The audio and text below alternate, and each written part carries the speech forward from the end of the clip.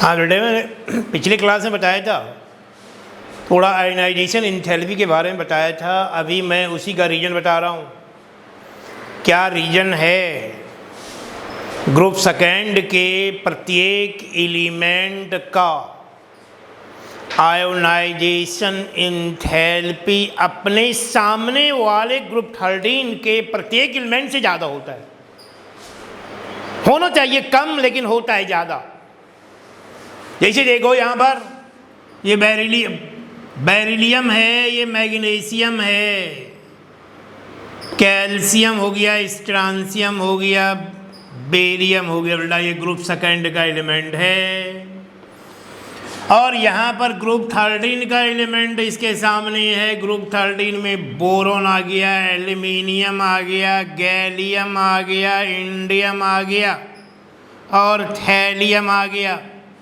बेटा यहाँ पर एक्सेप्शन है, यहाँ भी एक्सेप्शन है। और इसके अलावा ग्रुप 15 है। यहाँ पर ग्रुप 15 में nitrogen, phosphorus, arsenic, antimony, bismuth. और ग्रुप 16 में आ गया क्या बेटे? Oxygen, sulphur, selenium, tellurium, polonium. यहाँ भी एक्सेप्शन है, यहाँ भी एक्सेप्शन है बेटा।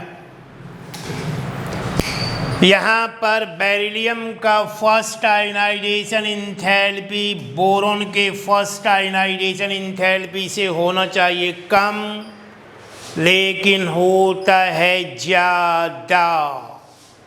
क्यों होता है ऐसा ज़्यादा, वही तो मैं बताऊँगा। मैग्नीशियम का फर्स्ट आयनाइजेशन इंथैल्पी एल्युमिनियम के फर्स्ट आयनाइजेशन इंथैल्पी से होना चाहिए कम, होता है ज़्यादा। होना चाहिए कम, होता है ज़्यादा। यही बात यहाँ भी है, यही बात यहाँ भी है। यहाँ भी इसका फर्स्ट आयनाइजेशन इंथैल्पी इसके फर्स्ट आयनाइजेशन इंथैल्पी से होना चाहिए कम, होता है ज़्यादा, होना चाहिए कम, होता है ज़्यादा।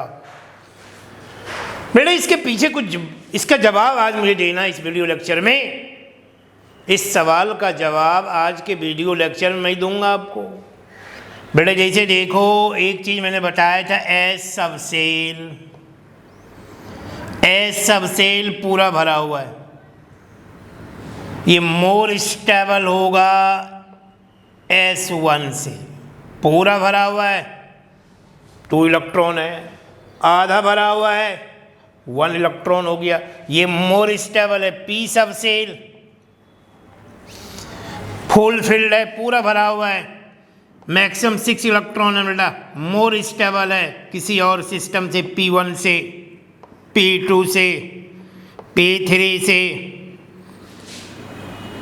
P4 से, P5 से। लेकिन P3 सिस्टम मोर स्टेबल होगा P1 से, P2 से, P4 से, P5 से। बेटा ये स्टेबिलिटी का ऑर्डर है, that is the order of stability. ये स्टेबिलिटी का ऑर्डर और कुछ नहीं बेटा।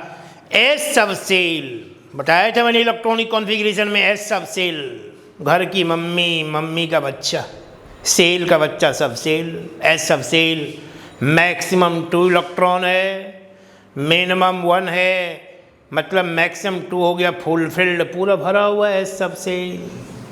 हाफ फिल्ड हो गया इसका आधा, S1 मोर स्टेबल है। क्यों मोर स्टेबल है, इसका जवाब मैं आगे दूंगा, लेकिन अभी इतना ही याद रखो। ऐसा होता है, इसका जवाब आगे मिलेगा, वेट कीजिए। P सबसेल पूरा भरा हुआ है, फुल फिल्ड है, और ये मोर स्टेबल होगा P1 से, P2 से, P3 से, P4 से, P5 से। और हाफ फिल्ड हो गया P3। P subshell half filled है, मतलब P3 है, ये मोर स्टेबल है P1 से, P2 से, P4 से, P5 से। ये स्टेबिलिटी का ऑर्डर है बेटा। P3 सिस्टम मोर स्टेबल है P1 से, P2 से, P4 से, P5 से। P6 सिस्टम ज़्यादा स्टेबल है P1 से, P2 से, P3 से, P4 से, P5 से। S2 सिस्टम ज़्यादा स्टेबल है S1 से। अब मैं आप जवाब दूंगा, बेरिलियम का फर्स्ट आयनाइजेशन इंथैल्पी बोरॉन की फर्स्ट आयनाइजेशन इंथैल्पी से होना चाहिए कम, होता है ज़्यादा। क्यों होता है ज़्यादा, इसका जवाब मैं अब दे रहा हूँ बेटा। ये तो देख लिया, वैसे मैं मिला रहा हूँ। अब देखो आप बेटा एक्सेप्शन का एक्सप्लेनेशन। ये बेरिलियम है और ये बोरॉन हो गया। बेटा बेरिलियम के पास इलेक्ट्रॉन हो गए 4, बोरॉन के पास इलेक्ट्रॉन हो गए 5, 1s2 2s2। अब बोरॉन का इलेक्ट्रॉनिक कॉन्फ़िगरेशन बताया था मैंने क्लास में, 1s2 2s2 2p1। यहाँ I1 काम करेगा, I1 फर्स्ट आयनाइजेशन इंथैल्पी। यहाँ भी I1 काम करेगा बेटा। बताओ फर्स्ट आयनाइजेशन इंथैल्पी किसका ज़्यादा होगा? ये पूरा भरा हुआ है S2 और ये P1 जो है ना पूरा भरा हुआ है ना हाफ फिल्ड है, तो मोर स्टेबल कौन होगा? S2 होगा या P1 होगा? ये ज़्यादा होगा। इसका मतलब यहाँ से 1 इलेक्ट्रॉन को निकालने में ज़्यादा एनर्जी देना पड़ेगा और यहाँ से 1 इलेक्ट्रॉन को निकालने में कम एनर्जी देना पड़ेगा बेटा। यहाँ से 1 इलेक्ट्रॉन को निकालने में ज़्यादा एनर्जी देना पड़ेगा, यहाँ से 1 इलेक्ट्रॉन को निकालने में कम एनर्जी देना पड़ेगा। I1 यहाँ भी काम कर रहा है, I1 यहाँ भी काम कर रहा है बेटा। और जब I1 काम किया तो बच गया 1s2 2s1, और यहाँ I1 काम कर गया तो बन गया 1s2 2s2 बस। तो बताओ I1 ज़्यादा किसका होगा? जो फुल फील्ड सिस्टम है मोर स्टेबल होगा। ये हाफ फील्ड से भी 2 कम है, लेस स्टेबल होगा। ये जो मोर स्टेबल होगा वहाँ से इलेक्ट्रॉन को निकालने में ज़्यादा एनर्जी देना पड़ेगा, यहाँ से इलेक्ट्रॉन को निकालने में कम एनर्जी देना पड़ेगा। इसलिए I1 जो है बेरिलियम का ज़्यादा होगा बोरॉन के I1 से। देखा आपने, इसका जवाब अभी मिल गया कि भैया बेरिलियम का फर्स्ट आयनाइजेशन इंथैल्पी बोरॉन के फर्स्ट आयनाइजेशन इंथैल्पी से होना चाहिए कम, लेकिन होता है ज़्यादा। क्यों ज़्यादा होता है, इसका जवाब आपके सामने आ गया, प्रत्यक्ष है आपके सामने। देखो ना, I1 का देख लिया आपने, I2 काम करो यहाँ सेकेंड आयनाइजेशन इंथैल्पी, ये फर्स्ट आयनाइजेशन इंथैल्पी हो गया। यहाँ भी I2 काम करेगा, यहाँ से 1 इलेक्ट्रॉन निकालोगे बेरिलियम के लिए सेकेंड आयनाइजेशन इंथैल्पी काम कर जाएगा, और यहाँ से 1 इलेक्ट्रॉन निकालोगे बोरॉन के लिए सेकेंड आयनाइजेशन इंथैल्पी काम कर जाएगा। बताओ सेकेंड आयनाइजेशन इंथैल्पी ज़्यादा किसका होगा? ये ज़्यादा स्टेबल है, ये ज़्यादा स्टेबल है। देखो ना, ये हाफ फुल फील्ड है, ये हाफ फील्ड है, ये फुल फील्ड पूरा भरा हुआ है, मोर स्टेबल होगा। यहाँ पर ज़्यादा एनर्जी लगेगा इलेक्ट्रॉन को निकालने में, तो I2 ज़्यादा होगा बोरॉन का। अब बच गया 1s2, यहाँ बच गया 1s2 2s1। अब बेटे बताओ, I2 काम कर गया, मुझे देखना था I1, लेकिन मैंने I2 भी देख लिया कि I2 ज़्यादा किसका होगा। लेकिन I2 जब काम कर गया बच गया 1s2, और यहाँ क्या बच गया देखो ना, 1s2 2s1। अब I3 की थोड़ा देख लें हम। आप मेडिकल का पेपर नीट दोगे, जेई मेन दोगे, एडवांस दोगे तो I2 I3 तक पूछा जाता है।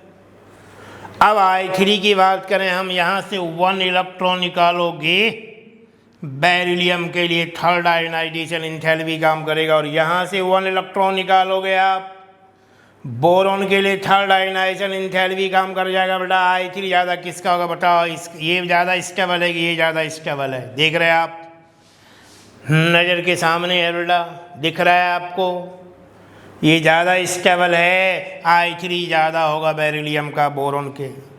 I3 से बच गया यहाँ पर 1s1, यहाँ बच गया 1s2। अब आगे मैं चर्चा नहीं करूँगा, I3 तक सफिशिएंट हो गया। इनफैक्ट हमें देखना था I1, लेकिन मैंने I2 भी देख लिया बेटा, I3 भी देख लिया। और आपके कल मैंने जो बोला था पिछले वीडियो लेक्चर मैंने बोला था कि मैं जवाब दूंगा, इसका रीज़न बताऊंगा क्यों होता है। इसका जवाब आ गया आपके सामने। फर्स्ट टाइम आपके शहर में ये फर्स्ट टाइम आ गया जवाब। देखो कि बेरिलियम का फर्स्ट आयनाइजेशन एंथैल्पी बोरॉन के फर्स्ट आयनाइजेशन एंथैल्पी से ज़्यादा क्यों होता है? क्योंकि यहाँ बेरिलियम के पास स्टेबल कॉन्फ़िगरेशन है और बोरॉन के पास स्टेबल कॉन्फ़िगरेशन नहीं है। बेटा ये पहला एक्सेप्शन है जिसको मैंने एक्सप्लेन किया, फर्स्ट एक्सेप्शन है ये, फर्स्ट एक्सेप्शन का एक्सप्लेनेशन, इसका एक्सप्लेनेशन भी किया मैंने, एक्सप्लेन भी किया है। देखिए आप, फर्स्ट एक्सेप्शन का एक्सप्लेनेशन भी किया है बेटा। बेरिलियम और बोरॉन के बीच का ये लफड़ेबाजी है, लेकिन अब मैं सेकेंड एक्सेप्शन के बारे में बताऊंगा, नाइट्रोजन और ऑक्सीजन। सेकेंड एक्सेप्शन क्या है? देखो अब यहीं लिख दिया सेकेंड एक्सेप्शन, और यहाँ आ गया का एक्सप्लेनेशन करूँगा नाइट्रोजन, और उधर बच गया नाइट्रोजन है यहाँ पर ऑक्सीजन है। इलेक्ट्रॉन हो गए 7, 1s2 2s2 2p, 2s2 आ गया 2p3, और यहाँ आ गया 1 इलेक्ट्रॉन 8 हो गए 1s2 2s2 2p4। बेटे अब I1 काम करो यहाँ पर, यहाँ I1 काम कर रहा है। I1 जब काम करेगा यहाँ भी I1 काम कर रहा है, तो बताओ फर्स्ट आयनाइजेशन एंथैल्पी किसका ज़्यादा होगा? P3 सिस्टम ज़्यादा स्टेबल होगा या P1 सिस्टम ज़्यादा स्टेबल होगा? बेटे ये हाफ फील्ड है और ये हाफ फील्ड से 1 ज़्यादा है, मोर स्टेबल यही होगा। मैंने लिखा है स्टेबिलिटी का ऑर्डर, देखो आप, जरा गौर से देखो आप, ये ज़्यादा स्टेबल है, ये कम स्टेबल है। यहाँ से 1 इलेक्ट्रॉन को निकालने में ज़्यादा एनर्जी देना पड़ेगा, और यहाँ से 1 इलेक्ट्रॉन को निकालने में कम एनर्जी देना पड़ेगा।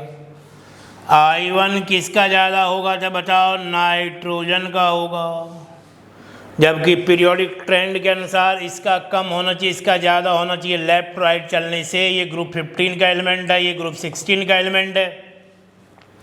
लेफ्ट राइट चलोगे आयनाइजेशन एंथैल्पी बढ़ जाएगा, लेकिन यहाँ पर नाइट्रोजन का ही ज़्यादा है। क्यों ज़्यादा है? इसका जवाब यहाँ पर खुद लिखा हुआ है।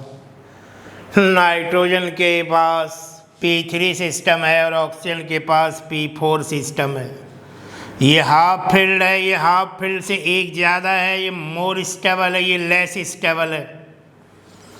जब I1 काम कर गया तो क्या बच गया? 1s2 2s2, और यहाँ बच गया 2p2, और यहाँ जब I1 काम करेगा तो क्या बच जाएगा? 1s2 2s2 2p3। I1 काम कर गया बेटा यहाँ पर। अब I1 जब काम कर गया, अब I2 की बात करें हम, देखना तो मुझे I1 तक ही। अब I2 की बात कर रहा हूँ, सेकेंड आयनाइजेशन इंथैल्पी।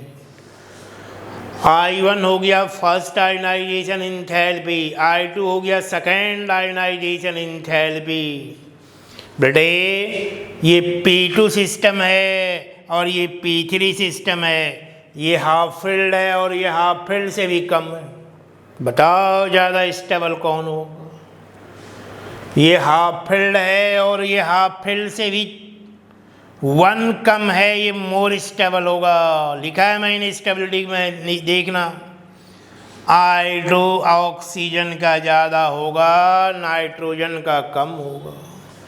I2 जब काम कर गया बेटा क्या बच गया बताओ? 1s2 2s2 2p1। और यहाँ जब I2 काम करेगा तो क्या बच जाएगा? 1s2 2s2 और यहाँ बच गया 2p2। I2 काम कर गया और I2 नाइट्रोजन का कम है, ऑक्सीजन का ज़्यादा है। I2 जो है नाइट्रोजन का कम है बेटा और ऑक्सीजन का ज़्यादा है, जो कि आपने देख लिया। यहाँ पर नाइट्रोजन का कम है और ऑक्सीजन का ज़्यादा है। I2 देखा आपने यहाँ पर I2। अब I2 काम कर गया, लेकिन अब I3 की बात करें हम। I3 यहाँ भी है बेटा, I3 यहाँ भी है। बताओ I3 किसका ज़्यादा होगा? बेटा यहाँ सिस्टम देखो अब गौर से, I3 किसका ज़्यादा होगा? बेटा ये सिस्टम ना हाफ फील्ड है ना फुल फील्ड है, ना हाफ फील्ड है ना फुल फील्ड है। यहाँ से 1 इलेक्ट्रॉन निकालोगे, नाइट्रोजन के लिए थर्ड आयनाइजेशन इंथैल्पी काम करेगा। यहाँ से 1 इलेक्ट्रॉन निकालोगे, ऑक्सीजन के लिए थर्ड आयनाइजेशन इंथैल्पी काम करेगा। तो बताओ I3 ज़्यादा किसका होगा? नाइट्रोजन का होगा या ऑक्सीजन का होगा? ना हाफ फील्ड है ना फुल फील्ड है, ना हाफ फील्ड है ये ना फुल फील्ड है। बेटे सुन लो ध्यान से, यदि 2 अलग अलग सब सेल ना हाफ फील्ड है ना फुल फील्ड है, तो वहाँ स्टेबिलिटी कैसे देखोगे? वहाँ वही ज़्यादा स्टेबल होगा जहाँ इलेक्ट्रॉन का डेंसिटी ज़्यादा है। वही सब सेल ज़्यादा स्टेबल होगा जहाँ इलेक्ट्रॉन का डेंसिटी ज़्यादा है। That subshell will be more stable.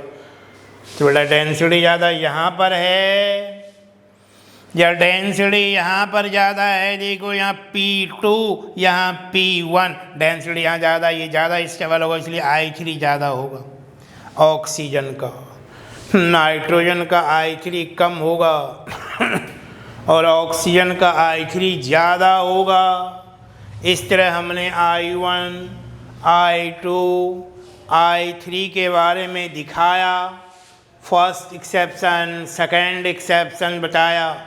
बड़े ओवरऑल हम ये कह सकते हैं ग्रुप 15 के प्रत्येक एलिमेंट का अपने सामने वाले ग्रुप 16 के प्रत्येक एलिमेंट से फर्स्ट आयनाइजेशन इंथैल्पी होना चाहिए कम, लेकिन होता है ज़्यादा। और उसी प्रकार ग्रुप सेकेंड के प्रत्येक एलिमेंट का फर्स्ट आयनाइजेशन इंथैल्पी अपने सामने वाले ग्रुप 13 के एलिमेंट से होना चाहिए कम, लेकिन होता है ज़्यादा। क्यों ज़्यादा होता है? इसका जवाब मैंने दिया है। इसका जवाब मैंने दिया है बेटा। आप विश्वास नहीं करोगे, लेकिन मैंने जवाब दे दिया है। यही हाफ फील्ड और फुल फील्ड सिस्टम और इसमें से मैंने 2 एग्जाम्पल देके समझाया आपको। फर्स्ट एग्जाम्पल उठाया ग्रुप सेकेंड और ग्रुप 13 के बीच का, और सेकेंड एग्जाम्पल मैंने उठाया ग्रुप 15 और ग्रुप 16 के बीच का। इसी तरह आप निकाल सकते हो। आओ हम सीखें। और कुछ सीखना है बेटा? क्या क्या सीखना है देखो बेटे, क्या क्या सीखना है देखो। अब यहाँ ग्रुप्स थर्ड एक्सेप्शन का एक्सप्लेनेशन भी देखो। अब थर्ड एक्सेप्शन, इसका एक्सप्लेनेशन देखिए आप। थर्ड एक्सेप्शन का एक्सप्लेनेशन क्या है? थर्ड एक्सेप्शन में है क्या? मैग्नीशियम है इधर और इधर एल्युमिनियम है।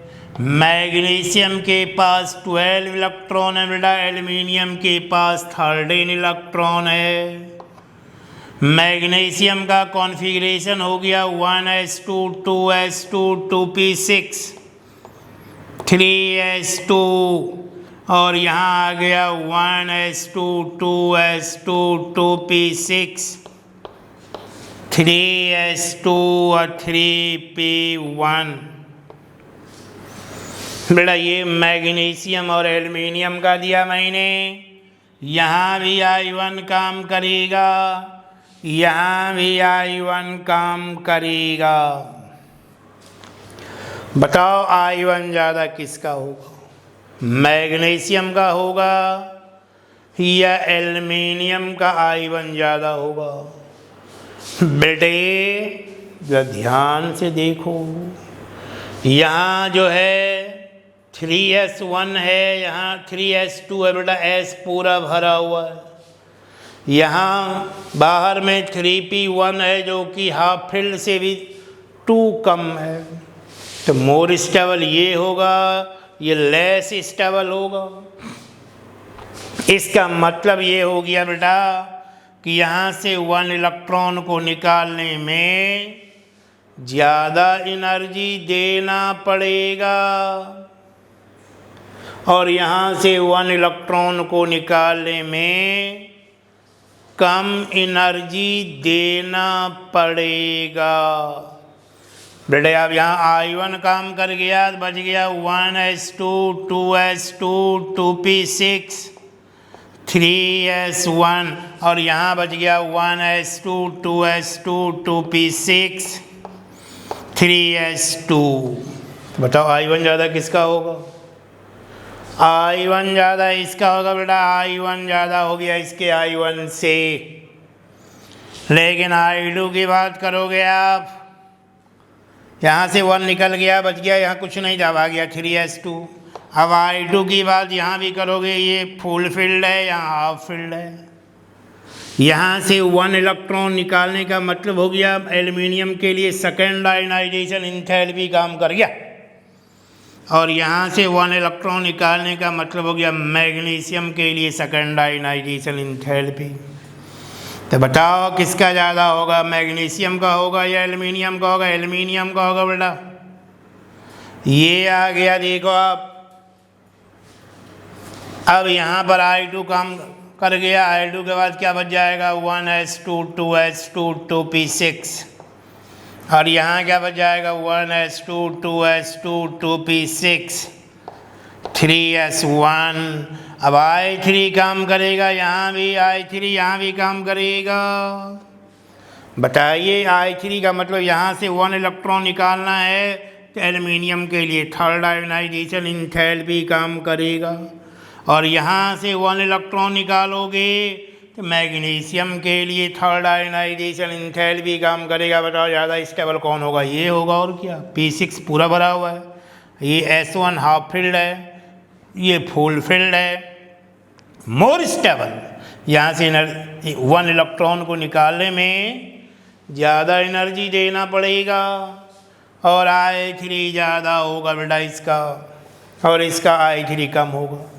तो देखा आपने, मैंने 3 एक्सेप्शनल केस को बताया, और आपको रेस्ट बनाओगे घर में मैं सिर्फ समझाना चाह रहा हूँ। वीडियो लेक्चर में देखो क्या हो रहा है। आयनाइजेशन इंथैल्पी के बारे में देखा, मैंने एक जनरल बात बताया था कि आयनाइजेशन इंथैल्पी जनरली किसी भी पीरियोडिक टेबल में डाउन द ग्रुप चलने से डिक्रीज कर जाता है, लेफ्ट टू राइट चलने से इंक्रीज कर जाता है। लेकिन बेटे लेफ्ट टू राइट किसी चलोगे मतलब पीरियड में चल रहे हो ना, और पीरियड में चलने का मतलब इंक्रीज कर रहा है, लेकिन ऐसा नहीं है। बहुत जगह इंक्रीज नहीं करता, डिक्रीज कर जाता है लेफ्ट टू राइट। इसका जवाब क्या है, क्यों डिक्रीज करता है, उसी का जवाब मैंने दिया। आयनाइजेशन इंथैल्पी डिक्रीज कर रहा है लेफ्ट टू राइट कुछ केस में, वैसे तो जनरली इंक्रीज करता है।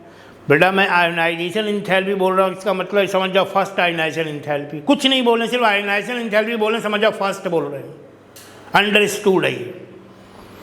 सेकेंड बोलना होगा तो बोलेंगे सेकेंड आयनाइजेशन इंथैल्पी। यदि हम बोल रहे हैं left to right ionisation enthalpy generally increase करता है, मतलब फर्स्ट आयनाइजेशन इंथैल्पी इंक्रीज कर रहा है, अंडरस्टूड है ये। Down the group ionisation enthalpy decrease करता है, मतलब फर्स्ट आयनाइजेशन इंथैल्पी डिक्रीज कर रहा है। लेकिन एक्सेप्शन कुछ कुछ जो है, जहाँ लेफ्ट राइट चलने से फर्स्ट आयनाइजेशन इंथैल्पी कहाँ इंक्रीज नहीं करके डिक्रीज कर रहा है। क्यों डिक्रीज कर रहा है, क्या इस तरह का एक्सेप्शन होने का रीज़न क्या है, उसका जवाब मैंने दिया। एक्सेप्शन केस को एक्सप्लेन किया। हाफ फिल्ड और फुल फिल्ड के चलते ऐसा होता है। हाफ फिल्ड और फुल फिल्ड के चलते इस तरह का एक्सेप्शनल केस है बेटा, और दूसरा कोई रीज़न नहीं है। अभी मैं आगे और बता रहा हूँ, देखिए।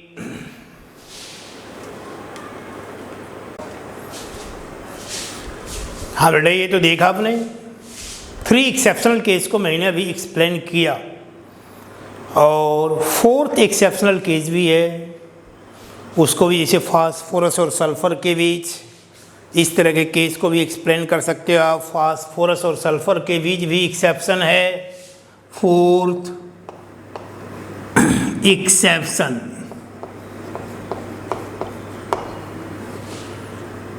एक्सप्लेनेशन।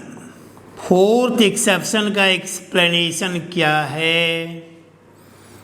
फास्फोरस है 15 का एलिमेंट, और सल्फर इलेक्ट्रॉन हो गए 15, यहाँ इलेक्ट्रॉन हो गए 16, यहाँ हो गया 1s2 2s2 2p6 3s2 3p3, यहाँ हो गया 1s2 2s2 2p6 3s2 3p4।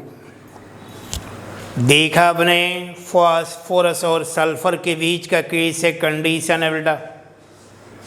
और यहाँ पर फास्फोरस और सल्फर के बीच यहाँ I1 काम कराओगे, और यहाँ भी I1 काम कराओगे आप। फर्स्ट आयनाइजेशन इंथैल्पी, यहाँ से 1 इलेक्ट्रॉन निकालना है और यहाँ से 1 इलेक्ट्रॉन निकालना है। मोर स्टेबल कौन होगा, मोर स्टेबल ये होगा बेटा, हाफ फील्ड है, ये हाफ फील्ड से एक ज़्यादा है। मोर स्टेबल सिस्टम है ये बेटे। यहाँ I1 ज़्यादा होगा इसका, और यहाँ इसका I1 कम होगा, ये ज़्यादा होगा कम नहीं। फास्फोरस का I1 सल्फर के I1 से ज़्यादा है। I1 मतलब फर्स्ट आयनाइजेशन इंथैल्पी। उसी तरह I2 की बात करें हम, I1 काम कर गया, बच गया 1s2 2s2 2p6 3s2 3p2, यहाँ हो गया 1s2 2s2 2p6 3s2 3p3। I2 की बात करें, यहाँ भी सेकेंड आयनाइजेशन इंथैल्पी, यहाँ भी सेकेंड आयनाइजेशन इंथैल्पी। बताओ ये ज़्यादा स्टेबल है कि ये ज़्यादा स्टेबल है, ये ज़्यादा स्टेबल है बेटा, इसलिए I2 ज़्यादा होगा। फास्फोरस का कम, सल्फर का I2 ज़्यादा। देखा आपने क्या जलवा है बच्चों। अभी आप 10th का बोर्ड दिए हो, आप 10th का बोर्ड पेपर देके आप क्लास कर रहे हो सकता है कभी कभी कहीं किसी चीज़ पर कन्फ्यूजन होता होगा। मेरा कोशिश रहता है कि मैं मैक्सिमम कन्फ्यूजन को दूर करूं। यदि कहीं रह गया 1% 2% कन्फ्यूजन, तो इसे भी मैं दूर करने का कोशिश करूंगा बेटा। और ऑफलाइन में जब हम मिलेंगे आपसे लॉकडाउन टूटने के बाद, तो आपका कन्फ्यूजन 110% दूर हो जाएगा, 100 से प्लस चलेगा बेटा। तो यहाँ तो देखा आपने I2 की बात हो गई। I2 फास्फोरस का कम है बेटा और सल्फर का ज़्यादा है। I2 के बाद देखो अब क्या हो गया, I2 काम कर गया, क्या बच जाएगा 1s2 2s2 2p6 3s2 3p1, और यहाँ हो गया 1s2 2s2 2p6 3s2 3p2। तो बताओ I2 काम कर गया। अब I3 की बात करेंगे हम, यहाँ भी I3 की बात हम यहाँ भी करेंगे। I3 ज़्यादा किसका होगा? ये जो है फुलफिल्ड है क्या? नहीं। हाफ फिल्ड है क्या? नहीं। ये फुलफिल्ड है क्या? नहीं। हाफ फिल्ड है क्या? नहीं।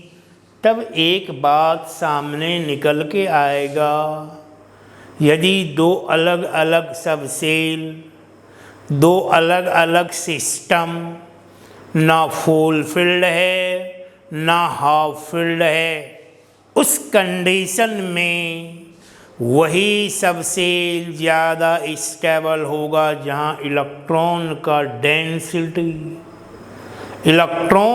डेंसिटी जहाँ ज़्यादा होगा वही मोर स्टेबल होगा, और उसी का आयनाइजेशन इंथैल्पी भी ज़्यादा होगा। तो बताओ यहाँ ज़्यादा स्टेबल ये होगा कि ये होगा? ये ज़्यादा स्टेबल होगा। तो I3 ज़्यादा किसका होगा? सल्फर का हो जाएगा बेटा। मैंने I3 तक क्लियर कर दिया। आपने देखा I1 I2 I3 much more enough बेटा। आयनाइजेशन एंथैल्पी तो देखा आपने जनरल केमिस्ट्री में, पीरियोडिक टेबल का एक जनरल चीज़ बता रहा हूँ मैं, जनरल चीज़ बता रहा हूँ, ध्यान से समझो। और यहाँ पर देखा आपने, अब एक ग्राफ बताऊँगा मैं, ग्राफ के द्वारा भी इस चीज़ को हम रिप्रेजेंट कर सकते हैं। ये ग्राफ है, ग्राफ के द्वारा भी आयनाइजेशन एंथैल्पी को हम स्टडी कर सकते हैं। ये ग्राफ के द्वारा दिखाया गया आयनाइजेशन एंथैल्पी बेटा। यहाँ पर ये ग्राफ प्लॉट किया गया है।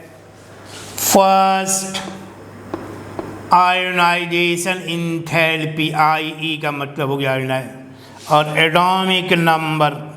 एटॉमिक नंबर Z के बीच एक ग्राफ खींचा गया है। और इस ग्राफ में ये हाइड्रोजन,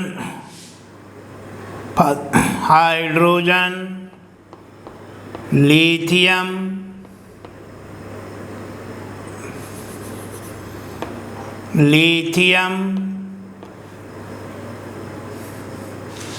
ये बेरिलियम, ये बोरॉन, ये हाइड्रोजन, लिथियम, बेरिलियम, बोरॉन। या ऐसे, एक मिनट,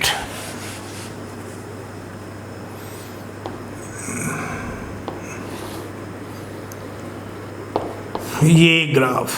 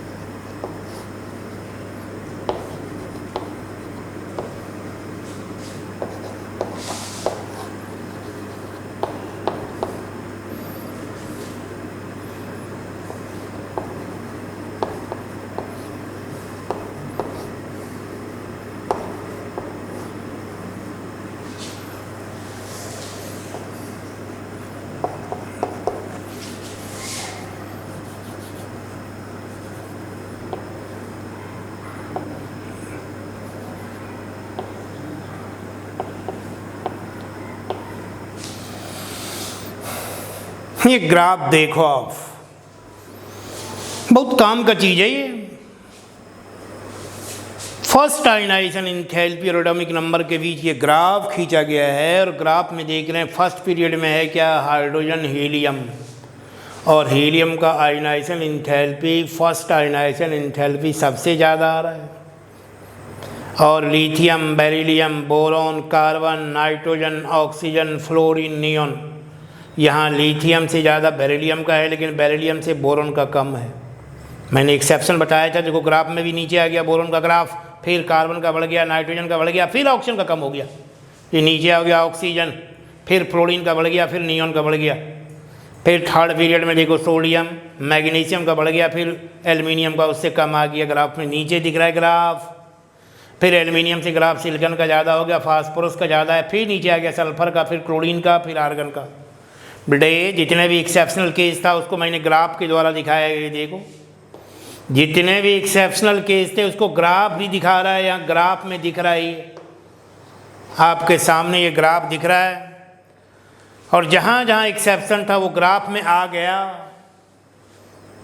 बेरिलियम का फर्स्ट आयनाइजेशन एंथैल्पी बोरॉन से होना चाहिए कम, लेकिन है क्या, ज़्यादा हो रहा है, नीचे आ गया बोरॉन का ग्राफ। क्यों ज़्यादा है ये बता दिया मैंने। फिर यहाँ कार्बन का ज़्यादा है, नाइट्रोजन का ज़्यादा है, फिर ऑक्सीजन का नीचे आ गया, कम हो गया, फिर फ्लोरीन का ज़्यादा है, नियॉन का ज़्यादा है। तो सेकेंड पीरियड में सबसे ज़्यादा आयनाइजेशन एंथैल्पी किसका बेटा, नियॉन का, और थर्ड पीरियड में सबसे ज़्यादा आयनाइजेशन एंथैल्पी किसका बेटा, आर्गन का। लेकिन जो एक्सेप्शनल केस है वो ग्राफ में दिख रहा है, और ग्राफ के द्वारा भी इस चीज़ को आप स्टडी कर सकते हो कि डिफरेंट एलिमेंट का फर्स्ट आयनाइजेशन एंथैल्पी और उसके एटॉमिक नंबर के बीच यदि ग्राफ को देखें हम, ग्राफ को प्लॉट करें हम, तो क्या प्लॉट करने से दिख रहा है बेटा, ग्राफ को प्लॉट करने से यही दिख रहा है कि पीरियड फर्स्ट में हाइड्रोजन और हीलियम है, सबसे ज़्यादा आयनाइजेशन एंथैल्पी हीलियम का है। सेकेंड पीरियड में क्या क्या एलिमेंट है, lithium, beryllium, boron, carbon, nitrogen, oxygen, fluorine, neon, और सेकेंड पीरियड में क्या क्या एक्सेप्शन है वो भी दिख रहा है, आप देख रहे हो। जो जो एक्सेप्शन मैंने बताया था वो ग्राफ में भी नहीं दिख रहा है। थर्ड पीरियड का एलिमेंट है sodium, magnesium, aluminium, silicon, phosphorus, sulphur, chlorine, argon, और थर्ड पीरियड में जो जो एक्सेप्शन है वो भी ग्राफ में दिख रहा है।